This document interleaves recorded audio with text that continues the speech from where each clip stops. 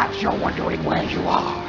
Well, you're now in my dimension, known as the Otherworld. Ha ha ha! Oh my god, Lord Zed has access to the otherworld of Silent Hill? No wonder he looks so freakishly awesome! Though he must have hired an interior decorator or something at some point. This version of the otherworld looks pretty well lit and even has some decent foliage. Ladies and gentlemen and others, welcome to Season 2 of Mighty Morphin Power Rangers.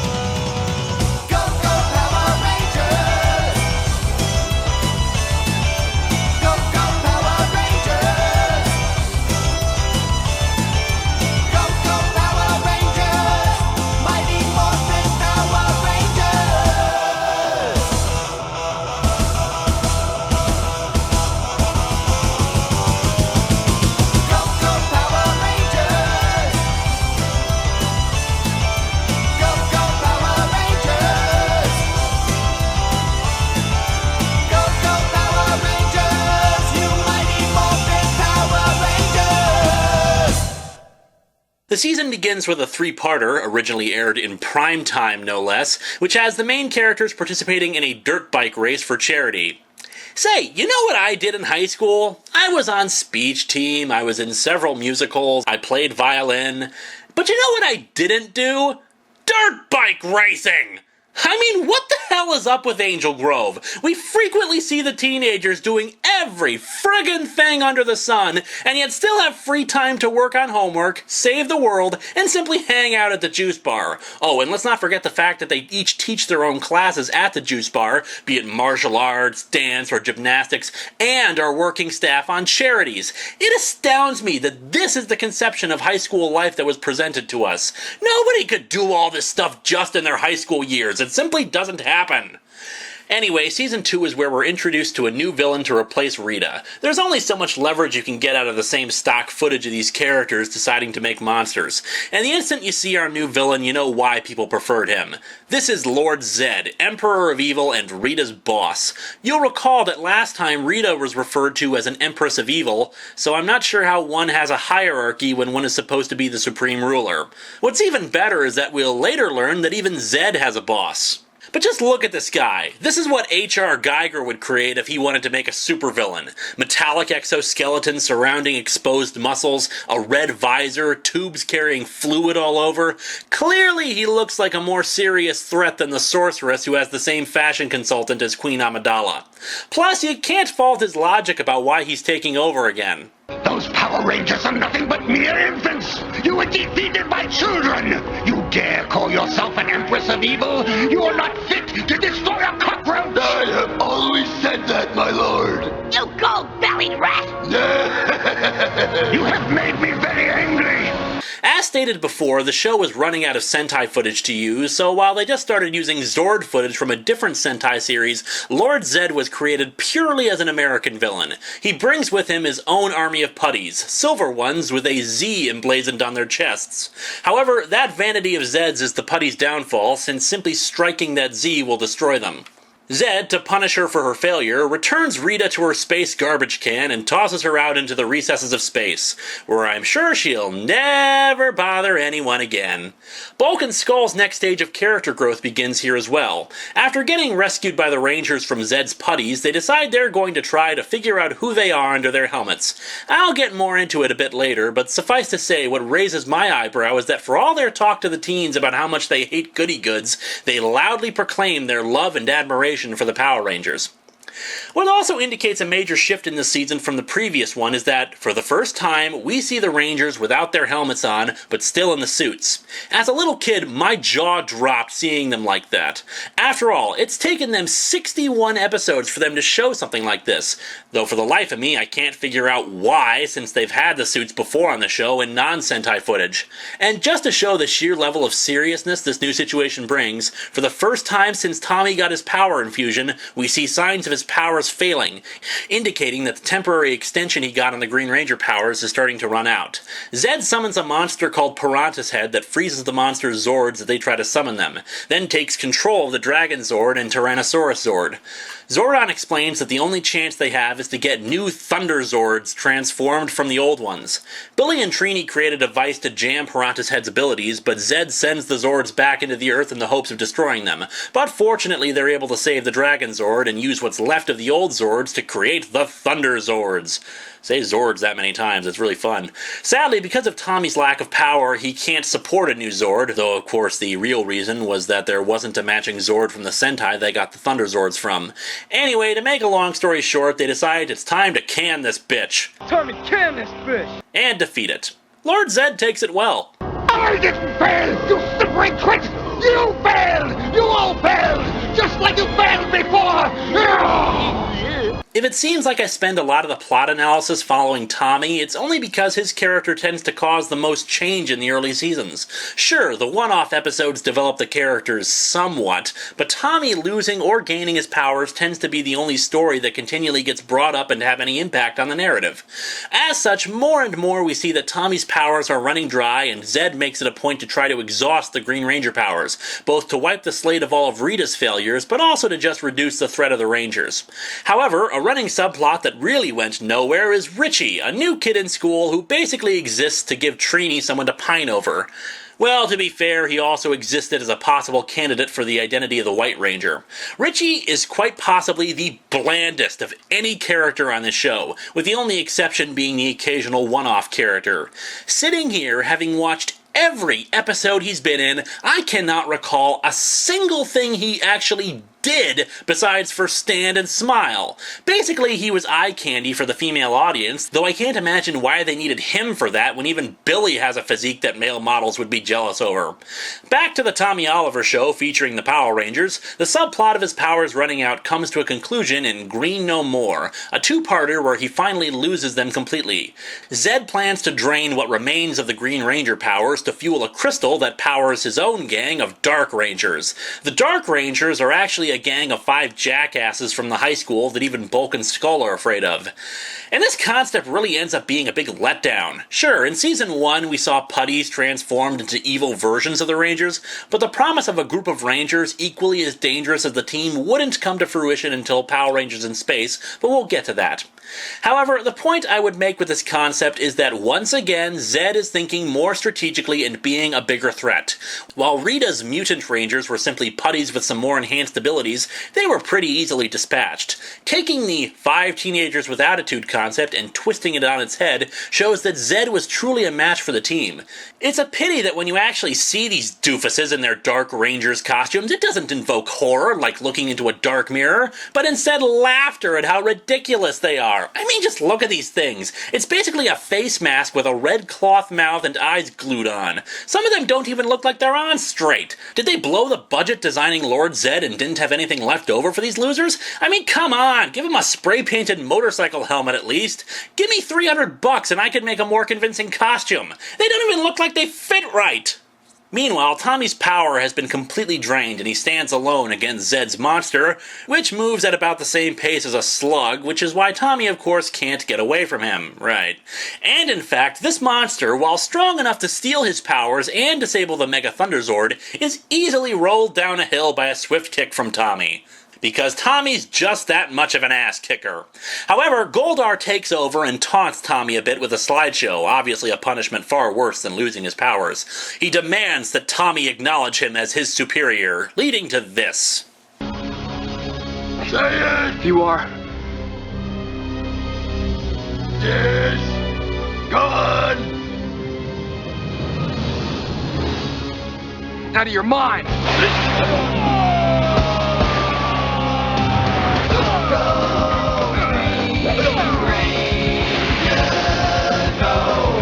Tommy Tommy re-enters Zed's dimension and shatters the crystal, restoring enough of his powers for one last battle and getting the Dark Rangers out of their ridiculous outfits. To make a long and confusingly dumb battle short, they beat the monster and there's a trite, ludicrous wrap-up with the jackass teens who apparently only needed friends to stop being assholes. Because that makes so much sense, especially since they're all supposed to be friends in the first place.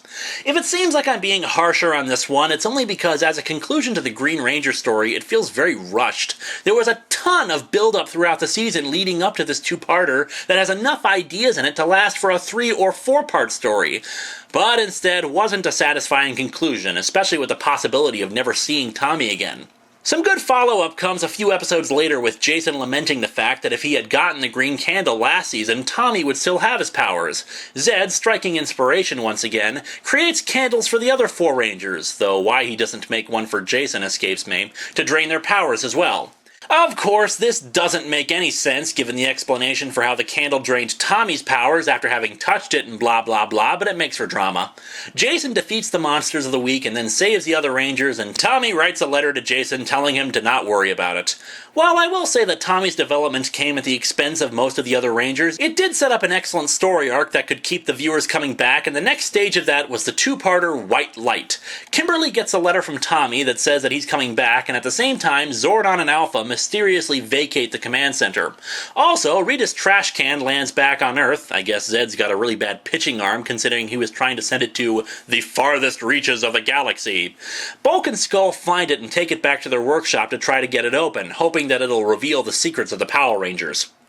After getting defeated by another of Zed's monsters, who's able to split into 3 different beings, Billy locates the secret entrance to a hidden chamber of the command center and discovers that Zordon and Alpha are constructing a new Ranger.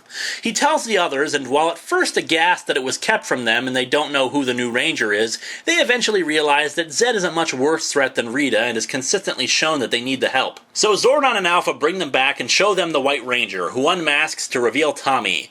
This is one of the best scenes in the show's history, and while it's very simple, it's handled with the grandiose nature that it deserves.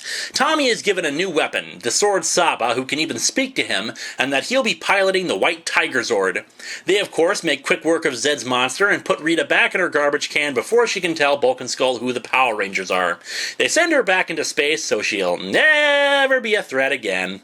Making Tommy the White Ranger was once again a stroke of genius for the writers. They could advance his story, make him a permanent part of the cast, and the White Ranger costume, while taken from a different Sentai series than the one Power Rangers was originally based on, looked similar enough to match the show.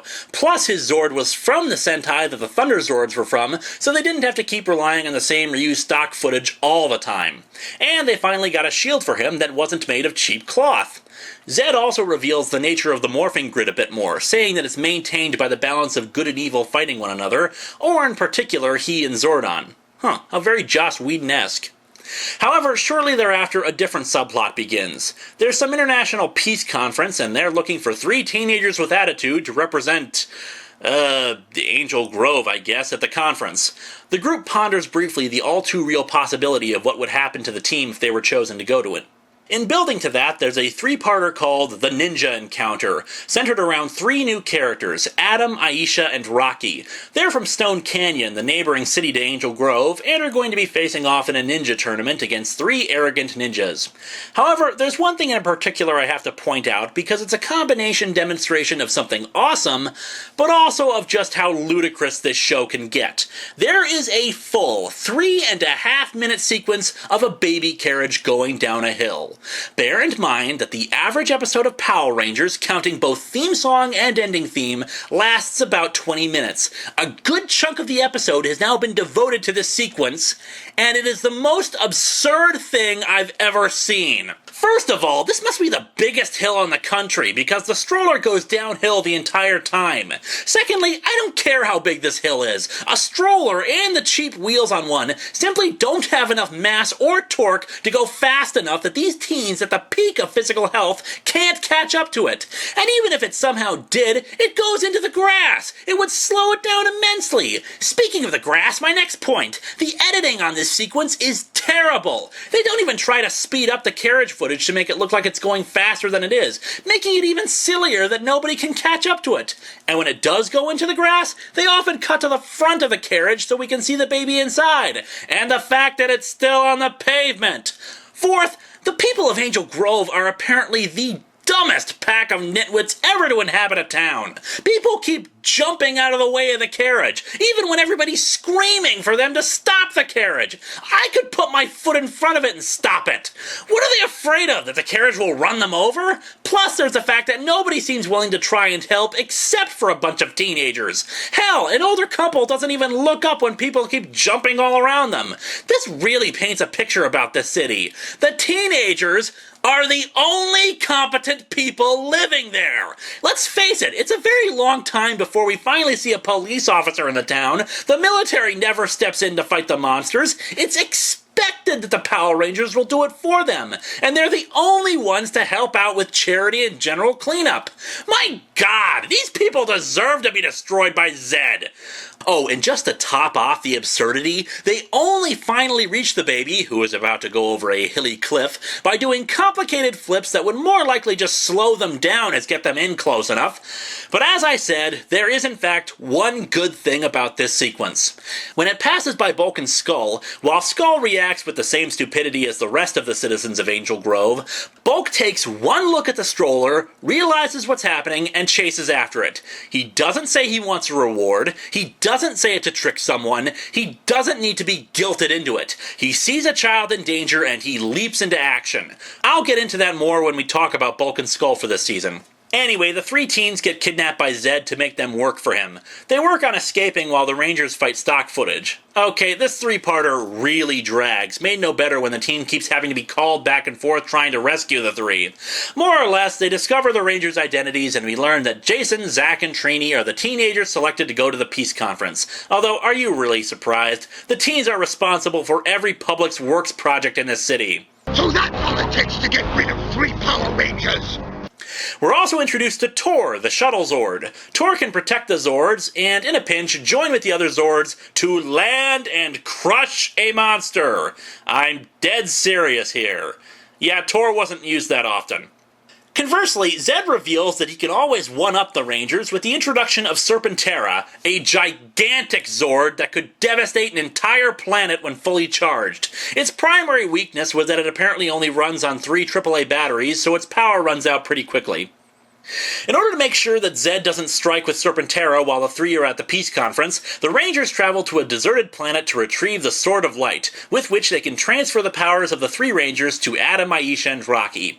Zed travels in Serpentera after them to make sure they can't transfer the powers, though one wonders why he doesn't just use Serpentera to annihilate the Earth in their absence. So they manage to get the sword just before Zed completely destroys the planet and the transfer occurs. I don't think there's been a real official reason for why the 3 left the show, but most report that it was over money. In fact, all the episodes that feature Rocky, Adam, and Aisha are basically stock footage of Jason, Trini, and Zach, and really bad dubbers. I especially love the Trini dubbers, who always sound like a stereotypical Asian woman who can barely speak English, while Thuy Trang always spoke perfect English. The 3 new teens, well, they pretty much filled the roles that they replaced. Don't get me wrong, they were good choices. Unlike the guest stars who would either be wooden or overact, these 3 were very convincing in their parts, though I kind of liked them better when they weren't Rangers. Knowing the identities of the others while still being helpful allowed them to really show their stuff and give credence to the idea that even ordinary people could achieve what the Rangers did. There were some cosmetic differences. For example, Adam wasn't exactly teaching hip-hop aikido in his classes. Aisha fills in Trini's role of best friend to Kimberly, and, well, that's it. I will say that what may have been a subtle touch with these 3 is that in the early episodes with them as Rangers, we'd often see them together since they were already friends, and the other 3 Rangers were together in their own group. As time went on, there was more mingling between the 6. As time went on, Zed started to resemble Rita more and more in terms of his strategies. Sure, on occasion there was some innovative thinking, like turning the planet back in time to before the teens became Rangers and making them children, but he started making bad jokes and simply saying that we'll get them next time, blaming his minions for the failures of his monsters. Which was sad. Zed was supposed to be this badass villain, yet he was getting punked by the teenagers on a regular basis. He hadn't had a real victory since the Green Ranger powers were lost. A 3-parter, however, came in near the end of the season to shake things up a bit. Rita Repulsa returned once more, but this time she had a real plan. The teens are on a trip to Australia while Zed goes into a deep sleep to rejuvenate himself. Rita lands back on the moon and contacts Finster, getting him to restore her to her proper size. She gives herself a makeover on the pretense of making herself look young again, when really it's just to actually give her an actress for the non-Sentai footage. They use the putties to plant a disc inside Alpha 5 to make him evil, and I've gotta say, I think I prefer Evil Alpha. He's openly insulting Zordon and cracking jokes. He's just a hoot, and I've got to imagine the writers were just having a blast with this episode. Evil Alpha makes the Rangers teleport to an abandoned theater in Angel Grove where their powers will be limited. The second phase of Rita's plan is a love potion that she puts into Zed's tubes, making him fall in love with her. Finster, in the meantime, recreates old monsters to send into the theater to attack the Rangers. While the Rangers try to find a way out of the theater, the wedding ceremony is prepared and Alpha teleports Bulk and Skull to the Outback. Goldar is, of course, incredulous about the whole thing. When they do finally escape from the theater, they fight some stock footage before Alpha teleports them right back again. Most of the monsters go to attend the wedding, leaving two monsters who are easily defeated with the power of a net. Rita and Zed go off in Serpentera while Goldar leads the remaining monsters in a charge against the escaping Rangers and the command center. After freeing Alpha from his reprogramming, the Rangers bring out their Zords to fight an army of stock footage. This is really a disappointing fight, highlighting the problem of not having the Zord suits. We finally have an all-out brawl against several giant monsters, and it's all clearly from different sources. So the monsters are defeated, and Zed and Rita bicker. Now, people have criticized the marriage of Zed and Rita, but I'll give my thoughts on that next time. However, I would like to point out this very fun bit from an episode where Zed wants to make Kimberly his queen. Yeah, I'm not sure whose idea that was either. And Goldar tries to put her under a spell to do such a thing. And whose outfit does she end up in? Rita's, of course! Let's watch the fun. No, that gold girl thinks his spell worked. Okay, I'll show him. Queenie! These was a wrinkle! I deserve better! What are you looking at? Nothing, Your Highness. You swine! Your instruction will now begin. Kneel to me as your master teacher. Forget it! You used to be kneeling to me! Oh, I like her. And as for you two... She's a lot like Rita, isn't she? Oh, you messed up! You're giving me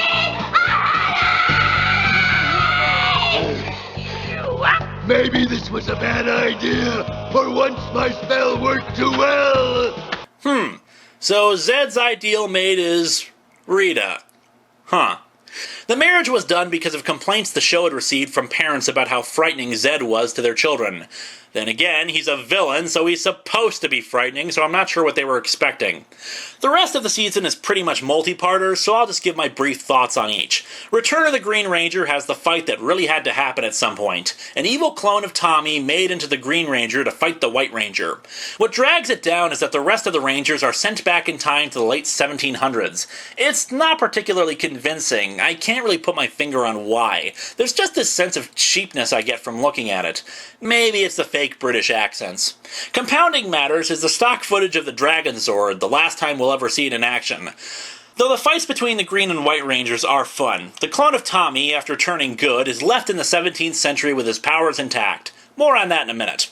A standalone between the multi-parters is Best Man for the Job. The main plot is pointless, aside from some genuine amusements. Let me handle this before you get hurt. You right. Yes, me, you arrogant airhead. No way. Back here! How dare you walk away from me when I'm talking? Typical Tommy blockheaded behavior. Who's a blockhead? You're out of your mind. Can't take competition? You're no competition for me. Am I more than you can handle? And I'm gonna win that Go back election to the too. mall. Wait, see. Excuse Buzz me. off. I'm talking to Mr. Runner-Up here, and This you is know. ridiculous. I'll tell you what. Storybook Rangers is a two-parter that really should have just been one. The only thing that saves it is, of course, Bulk and Skull. Wild West Rangers, however, expanded upon some previously established story ideas. Zed and Rita send a monster back in time to try to annihilate Angel Grove before the Rangers ever came around. Kimberly's teleportation signal gets trapped in the time hole and she gets sent to Angel Grove during the Old West. Naturally, the Rangers' ancestors look exactly like them with similar names. Although a nice touch is that the White Stranger, that is Tommy's ancestor, has a green stripe in his hat. Though what does stretch the premise thin is Ernie's Juice Saloon. I'm sorry, but a Wild West town would not have a juice saloon. Also, I'm surprised no one accuses Kimberly of being a prostitute given her clothes. Oh, it is a kid's show. Strangely, there doesn't seem to be a Kimberly equivalent in this town until the very end. As established in the first season, the command center has been standing for thousands of years, so Kimberly is able to teleport there and get help. In a nice nod to continuity, Kim establishes that while Rita may have the Green Ranger coin, they still have all the other power coins. What's nice about this is that Rita and Zed have established in previous episodes that Zordon has created Power Rangers before, and this is such an instance. Amusingly, Zordon says this about the pink power coin. Too much pink energy is dangerous. I'll let that speak for itself. She gives the coins to the ancestors of her friends, which, while I'm sure makes sense to her, makes no sense from an actual logic standpoint. Her friends in the future have studied martial arts because of the people they are and the time period they're from. In the past, the teens are not martial arts experts. So yeah, they defeat the baddies, history is flushed down the toilet, and Kim goes back to the future. The season, however, does not end on a high note. Instead, it's a standalone where a statue of Billy made by Billy Love Interest number 17 gets turned into an evil copy. Subsequently, this is like the 5th or 6th time that we've either had Billy turn evil or have an evil duplicate. And it's like the 80th time that one of the team has acted strangely and yet the Rangers don't immediately seize upon the idea of, say, maybe this is part of Rita and Zed's plan. The episode frankly feels like it's from earlier in the show and really not worthy of ending out the season. Bulk and Skull's subplot about finding the Rangers' true identities grows them in a rather subtle manner. In the first season, well, they were idiots through and through. They could barely read, they got detention constantly, but then again, Angel Grove High is some sort of totalitarian state where getting bad grades somehow lands you detention, and I'm being dead serious here. And they'd constantly find ways to make complete asses of themselves, even if they were entertaining ones. Whereas here, while their bumbling nature remains, a good chunk of the plans they come up with to find the true identities of the Rangers are actually pretty damn clever. It's basic forensic science. They get footprints, they get recordings of the Rangers' voices, they stage attacks. Well, okay, this one's not so clever since they can't duplicate the look of any monsters or the putties, but the fact that they thought of it shows some higher level thinking. Hell, while most episodes it's Bulk who comes up with the plans to find the Rangers, there's one episode where Skull has actually done research and correlated the data to figure out who would be a Ranger. Mind you, this leads them to the incorrect conclusion of Ernie being a Ranger, but it shows them going above and beyond the call of duty and what was expected of the characters' intelligence to solve the mystery. It shows that the two aren't just one big punchline about how being a bully is wrong. In fact, most of the time, the reason their plans fail isn't because the plans are bad, but because the Rangers screw them over. For example, in the aforementioned Footprint episode, they managed to get a cement cast of the footprints, but the Rangers make everyone in the juice bar go out onto the dance floor and a smack by Skull makes Bulk drop the cement block, shattering it. There's also an instance where they found a videotape that was recording while the Rangers fought in the park, capturing their morphing as well, and while they stupidly don't watch the tape themselves first, the plan is foiled because the Rangers, dicks that they are, take the tape away and switch it out. And frankly, the Rangers' behavior during it makes them out to be the bigger bullies. Remember, they could just reveal to the two who they really are and get them to stop. Now, wouldn't that have been an interesting twist? Instead of having to figure out who the Rangers are, they instead have to cover for the Rangers, be their secret ally, and take the fall for them. That would present some interesting story opportunities, like the two becoming resentful of the Rangers, who get all the success and fame while they have to clean up their messes.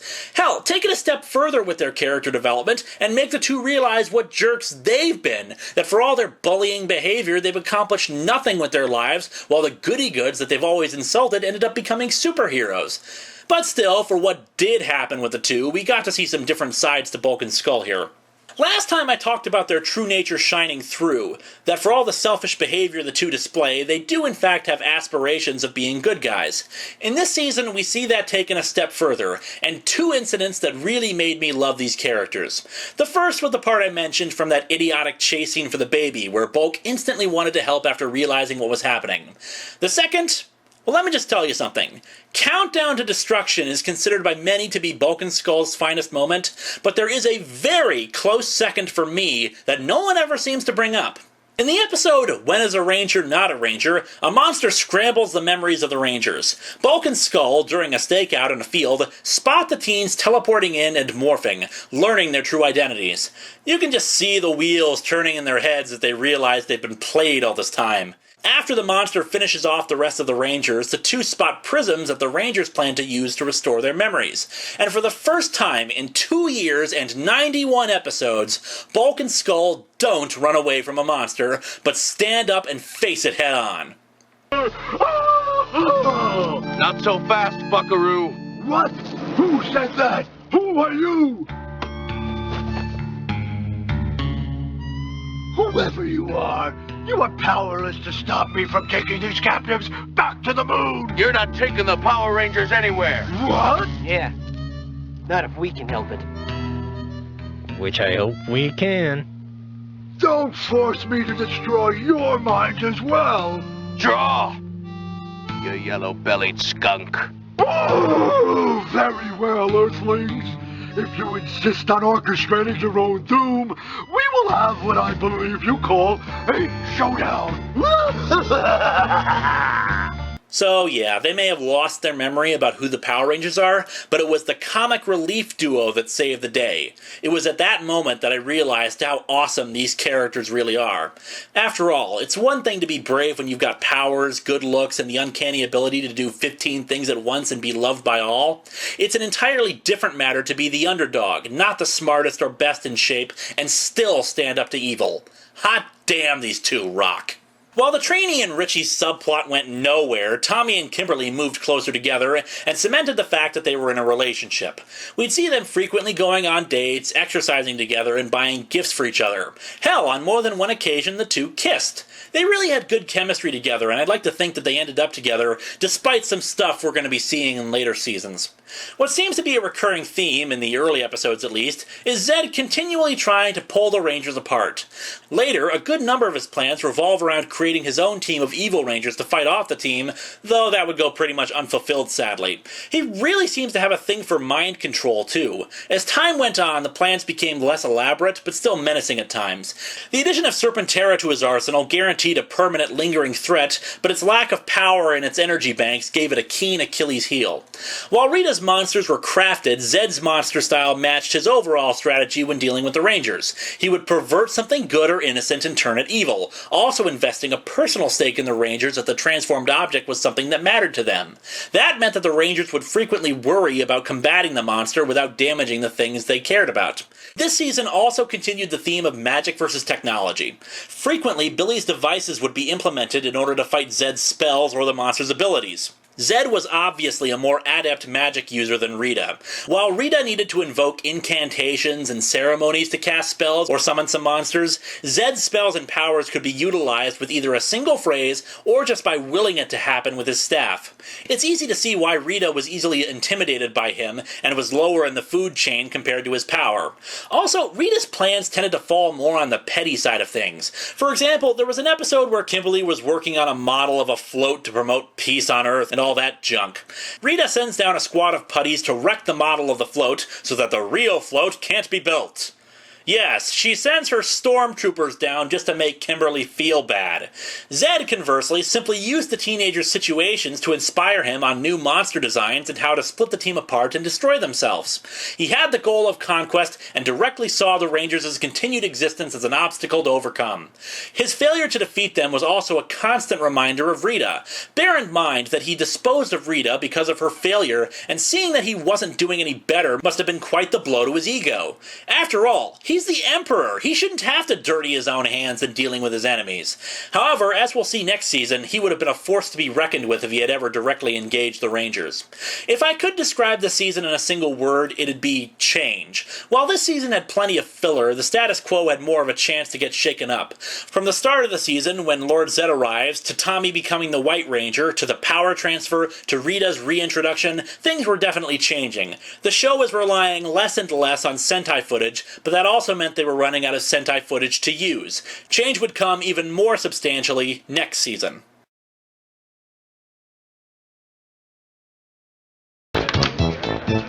Meet me in the hallway after school. We have what you've been looking for. I found that in my locker. Do you know what this means? Somebody knows the combination to your locker.